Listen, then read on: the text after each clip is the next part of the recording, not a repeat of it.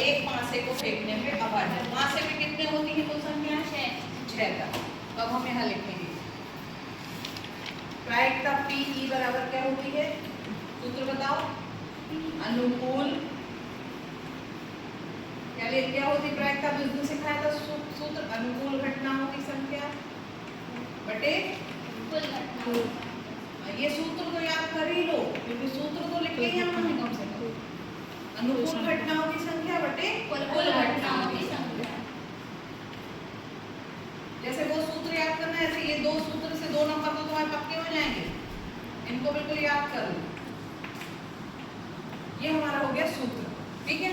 अब हम कह रहे हैं कि एक पासा फेंका हमने, उन्होंने कहा है कि एक पासे को फेंकने पर, एक पासे को फेंकने पर कुल घटनाएं कितनी होंगी? कितनी होंगी? कितने आते हैं पासे पे नंबर? तो कुल घटना की संख्या कितनी हो जाएगी? 6। अब वो कह रहे हैं उसमें अभाज्य संख्या चाहिए। क्या चाहिए है?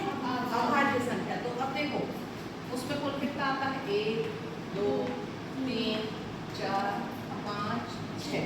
अब एक ना तो भाज्य है ना अभाज्य है, तो एक छूट गया। फिर देख रहे 2, तो 2 सबसे छोटी अभाज्य संख्या है, तो 1 2 हो गई, फिर 3 हो गई, फिर 5 हो गई। अब सोचो कि अभाज्य संख्या क्या है? ऐसी संख्या जिसमें या तो खुद का भाग जाता है या 1 का जाता है। जैसे 2 में या तो 1 का जाएगा, 1 दूनी 2 या 2 एकम 2।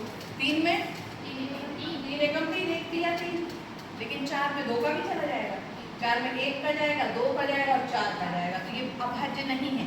फिर 5 फिर ऐसे ही, 5 में भी या तो 5 का जाएगा या 1 का जाएगा। लेकिन आगे जब हम 6 देख रहे हैं तो 6 में क्या चला जाएगा? 1 का, 2 का, 3 का और 6 का, मैंने 4 संख्या होगी। तो ये दोनों अभाज्य नहीं है, ये तीनों अभाज्य और एक ना तो भाज्य है ना अभाज्य। यानी अब हमारी अनुकूल घटनाएं कितनी हो गई? 3। अनुकूल घटना कितनी हो गई? 3। अनुकूल घटना बराबर 3। तो अब सूत्र में मान रख दो।